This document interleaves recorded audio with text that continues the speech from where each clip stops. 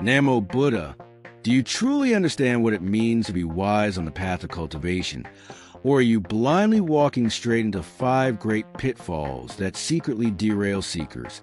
The hidden traps far more dangerous than any external obstacle? The shocking truth is that many who believe they are progressing are subtly, unknowingly, falling into these abysses, lured by promises that are nothing more than illusions, a warning echoed throughout the ages. Not just an abstract philosophy, but in the very fabric of reality you seek to understand. Consider first insidious pitfall, the seductive embrace of spiritual materialism, the craving for mystical experiences, psychic powers, or recognition,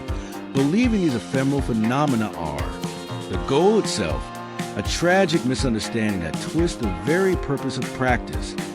turning the pure pursuit of liberation into another avenue for ego reinforcement, a gross violation of the spirit behind the first precept of not harming. You harm your own potential for true insight when you cling to these fleeting states as if they were the unshakable refuge. This hunger for the extraordinary distracts you from the ordinary, from the simple breath, the walk, the washing of a bowl, where genuine awakening truly lies, a secret held not in complex rituals but in mindful presence. Yet you are constantly bombarded by the allure of sensational, the promise of instant enlightenment or supernatural abilities, a mirage that evaporates the moment you reach for it, leaving you parched and disillusioned. Precisely the kind of suffering arising from craving that the Four Noble Truths illuminate so clearly, a fundamental principle outlined in the vast Sutta Pitaka, detailing the suffering inherent in grasping the possibility of its cessation to the Noble Eightfold Path, a path systematically undermined by this first pitfall. And then there's the second grave danger, the pitfall of intellectual pride and rigid adherence to doctrine, where knowledge becomes a cage rather than a key, where you amass information about the Dogma, but fail to embody it, using your learning as a shield to defend your views and dismiss others, a subtle form of aggression that pollutes your mind stream, a deviation from the principles of right speech and right action, and a stark contrast to the humble, non-contentious spirit emphasized in rules and guidelines of the Nyaya Pitaka, which stress conduct rooted in non-harming and respect for community, illustrating that true practice is not about winning arguments or proving your scriptural expertise, but about purifying the mind and softening the heart. Yet you might find yourself entangled in endless debates, fixated on minor points of doctrine, while the fundamental work of taming your own mind goes neglected, a dangerous intellectual game that substitutes conceptual understanding for transformative wisdom. The third profound pitfall, a mystery to many, but a stark reality for those who stumble, is a pitfall of seeking a fixed self or essence, a desperate clinging to the idea of a permanent you that journeys through cultivation, a direct contradiction to the core teaching of anatta,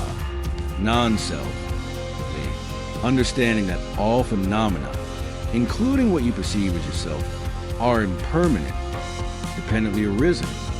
and without inherent, unchanging substance, a concept deeply explored in the complex analysis of consciousness and reality found within the Abhidharma Pitaka, which meticulously dissects mental and physical processes to reveal their selfless nature. Yet your ingrained habit of identifying with thoughts, feelings, and experiences constantly pulls you back into this illusion of a solid, enduring self, creating endless suffering as you desperately try to protect and enhance this non-existent entity, a hidden root of anxiety and dissatisfaction that poisons your every attempt at spiritual growth. Beware also the fourth insidious trap, the pitfall of spiritual bypassing, using cultivation as an escape mechanism to avoid facing difficult emotions, unresolved trauma, or the harsh realities of life. Pretending that simply meditating or reciting mantras somehow negates the need for genuine psychological healing and emotional integration,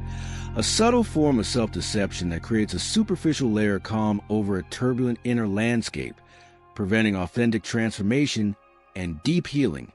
This pitfall encourages you to suppress rather than process, to deny rather than accept, Fundamentally misunderstanding the path as a means to numb yourself rather than awaken fully to all aspects of experience, both pleasant and unpleasant. A crucial warning often embedded within. The narratives and teachings of compassionate action found throughout the Sutta Pitaka, and perhaps the most challenging to recognize, the fifth great pitfall, is the pitfall of passive cultivation, the failure to apply diligent, consistent effort, treating the path as a hobby or a future project rather than the urgent, life and death matter it truly is, procrastinating on practice, allowing distractions to dominate your time, or simply lacking the sustained energy and commitment required to penetrate delusion and overcome deeply ingrained habits, a lack of wise effort, one of the elements of the Noble Eightfold Path, which underscores the necessity of actively cultivating wholesome states and abandoning unwholesome ones,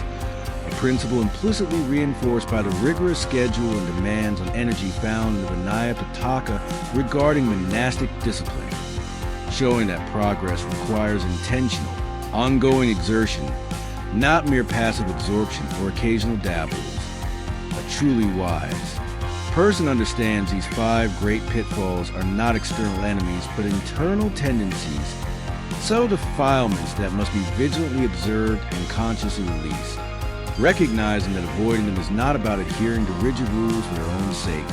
but about safeguarding the precious opportunity you have in this very moment to cultivate the wisdom that leads to true freedom, a freedom not gained by accumulating powers or knowledge or escaping reality,